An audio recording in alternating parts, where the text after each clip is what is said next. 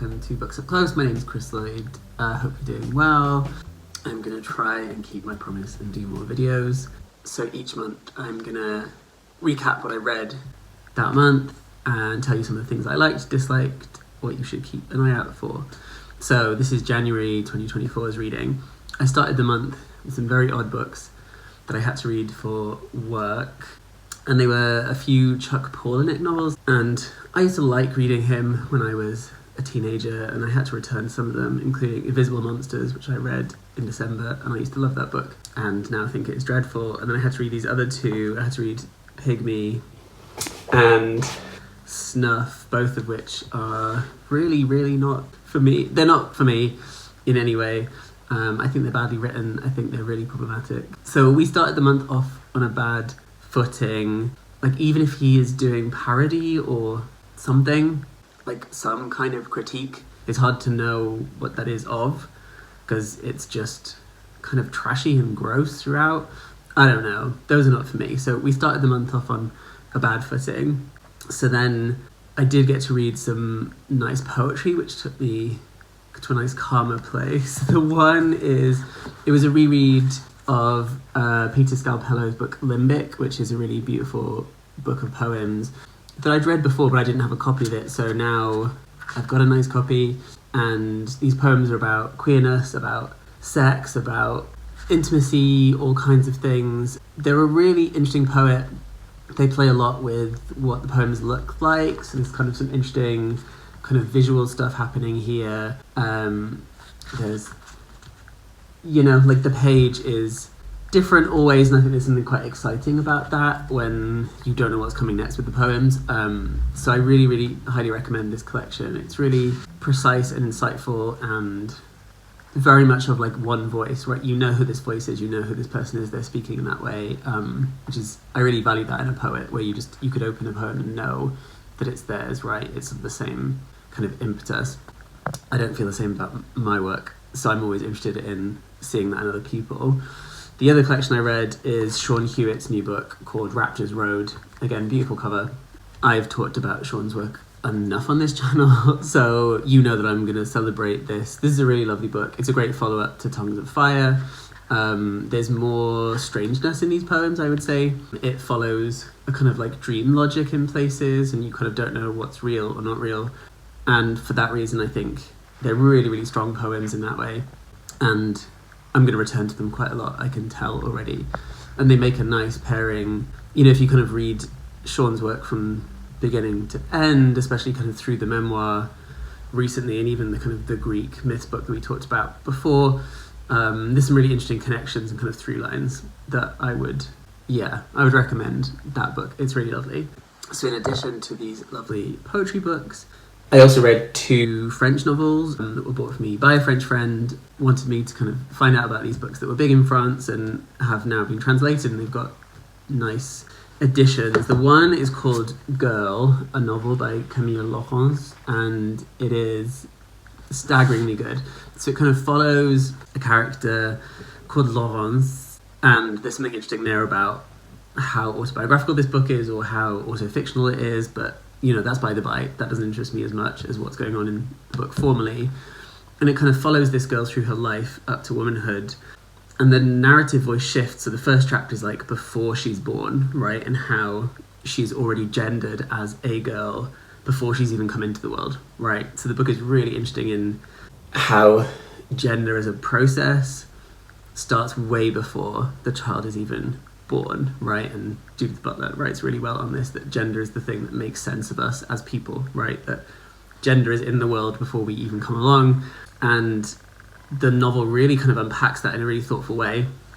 And each chapter takes slight different turns in narrative voice. It's first person, but then it's kind of third person. Eventually, the girl grows up and has her own child whose gender identity is interesting and kind of complicated, and the mother doesn't really understand it, but by the end it's like really beautiful and touching. What's interesting is that the whole book is almost a kind of like a theoretical enterprise, right? Figuring out how gender works, like what it means, like how misogyny is like rampant in like all societies, and in particular in this French society she's living in. But alongside that, Laurence is doing something like formally really interesting. So like every chapter is switching narrative and perspective and tone. Like that's really difficult to do in and of itself. But then it's also a very readable book on top of that. So it's kind of working in 3 different registers, and I'm not quite sure how she did it. It's really fantastic. I can't recommend it enough. I'm going to need to know if there are other books by her that are translated. I'm not sure, but I'm going to do some digging. But yeah, just a really thoughtful and intimate book that is at the same time doing something huge and thinking about structures and social life and language. Yeah, amazing. I then read another French book by Christine Angot, which is called Incest. It's kind of bright there, which is almost a kind of misnomer of a title in that any idea of incest comes like really, really late in the book. I don't even know how to describe this, but it's about a woman who is dealing with a kind of on-again, off-again relationship, and it's kind of going through this kind of breakup. The writing is really wild and fragmented. The book then kind of interrupts itself and is like, I'm not going to do that fragmented writing anymore, and then tries to be more normative and then goes back to the fragmented. Like it's like an immersion into someone's every thought, right? This is like a real extension of the kind of modernist literary enterprise, right? Where you're really kind of thinking through consciousness on the page, but then the book just breaks into other forms as well. It was strange. I'm going to say strange is the first thing I thought about this book. There's so much in there that is relatable, right? Those shifting thoughts you have where you're thinking one thing and then you critique it and then you think something else and then you shift it around again and you rethink it. But that's happening on the page as you're reading. It's a really disorienting experience. It did mean I couldn't read it in like one whole sitting. I had to take breaks. It was so intense. But if you like that kind of thing, it's really worth it.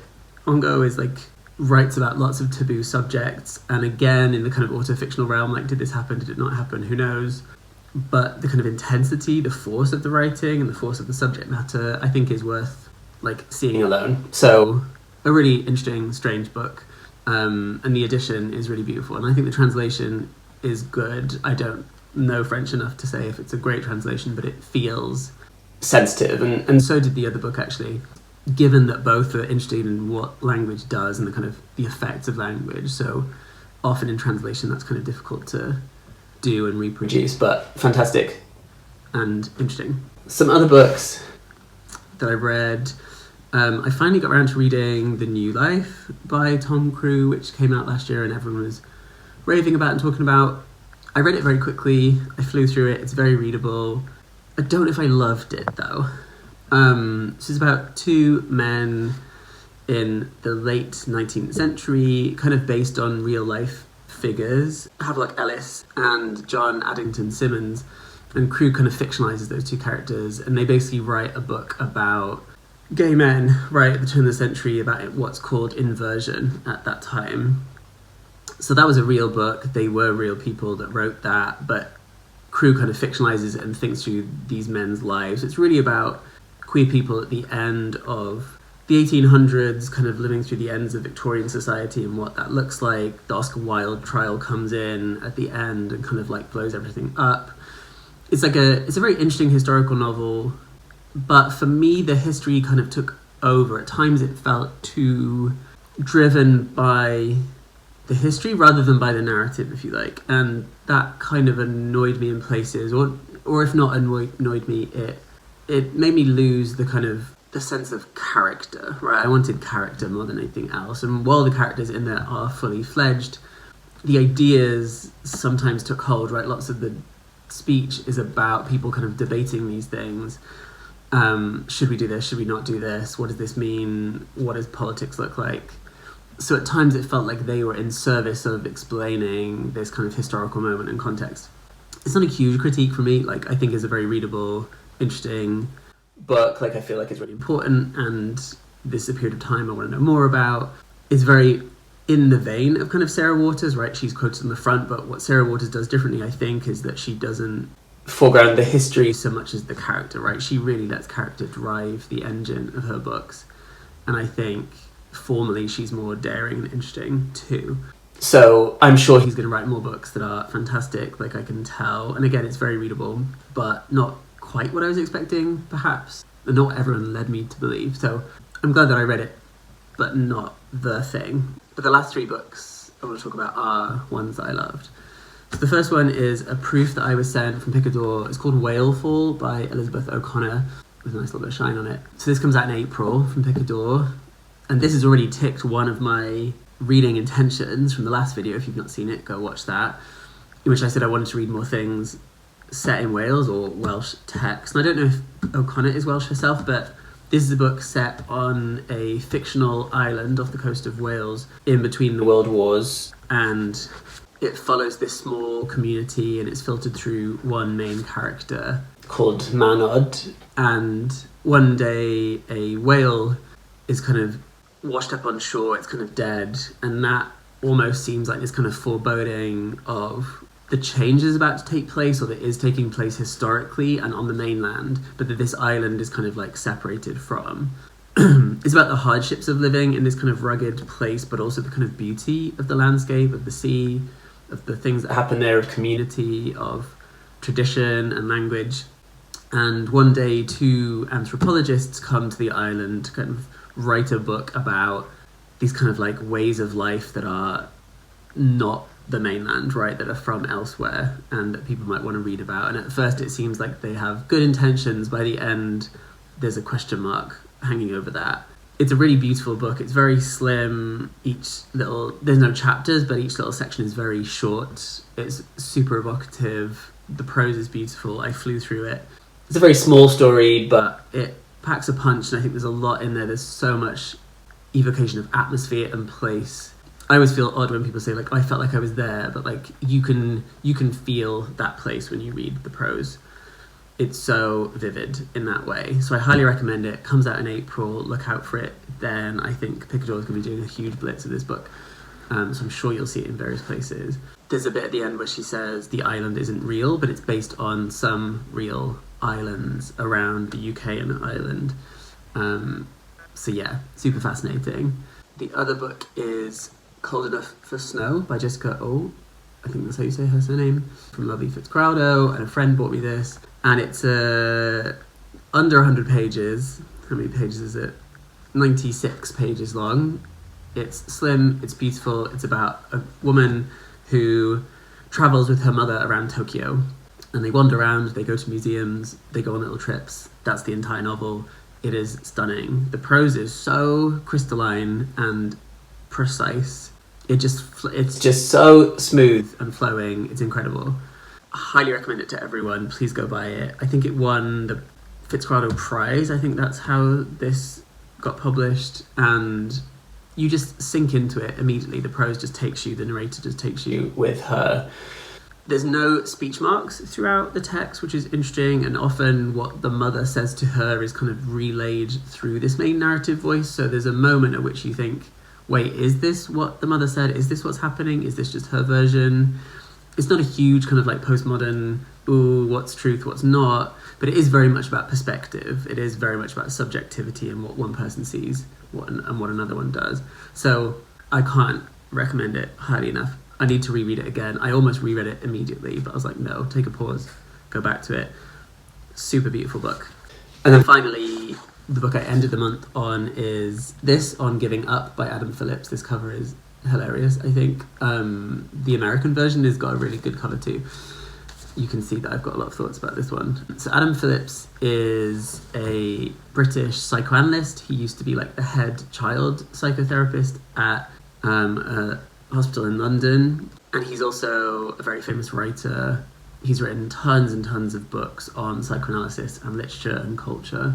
He's got books on Freud and Winnicott, but he's very interested in translating kind of dense psychoanalytic thought into these kind of philosophical essays in which he less wants to solve a problem than kind of pose questions about it, which I really enjoy and get a lot out of. And I love his writing. His prose is great. He knows how to write a sentence that loops around and kind of twists itself around, and I really enjoy that about him. His other books that I would recommend is one on Darwin and Freud called Darwin's Worms, which is great. There's a book on Houdini. There's a book called on kissing, tickling, and being bored, and they're all different essays on different kind of phenomena that are just kind of mind-opening. I love him. And this one, again, there's like the pieces in here have been published in various places, like the TLS and different lectures he's given. But these have a thread through about like what giving up looks like in our society, right? To give up something, like to give up alcohol or smoking, is this kind of like relinquishing of it. But to give up on life is seen as the kind of the ultimate thing that we shouldn't celebrate, right? Giving up is like the worst thing you could do, which he then takes to mean something about what life is, right? If to give up on life is the worst thing you could do, that infers something, or that suggests something about what life is and what we take life to be and what we take it to mean. So the essays run through those ideas. Kafka is a huge part of these essays, as is Freud, as always, but kind of some of Kafka's work kind of runs throughout them. And I want to read you just a quick quote that comes from the very beginning, from the prologue, that is indicative of his writing style. He says, "We give things up when we believe we can change." So we give things up when we believe we can change. We give up when we believe we can't. And so this book is also about the assumption or the presumption that life is, by definition, always worth living. So by page 1, I was like, okay, we're underlining some things. It's a really fascinating book. It makes you think more than anything else. It's not solving anything. It's just posing questions that you then sit with and grapple with. And I think that's always a good marker of a book to me. So if you like little essays about psychoanalysis and the meaning of the world, you will like Adam Phillips. So go find his other books too. There are tons out there. Okay, that's all from me for January. I read more than I thought I would do this January. I don't know how. I mean, January did feel like it was 7 years long, so that might be why. But I read more than I was expecting for that month. In the comments below, tell me what you read in January. Please list your top books and maybe the books you didn't like. That's always interesting to hear. So yeah, please comment below, please like the video, please subscribe, click the bell for notifications, etc, etc. Share this with people, and until next month, unless I make some videos in between, I'll try and do some in between if I can, but they might just be more of the TikTok-y ones because they're quick. But I promise you I will do one a month. That is another intention with me. So until February, happy reading, look after yourselves, stay well.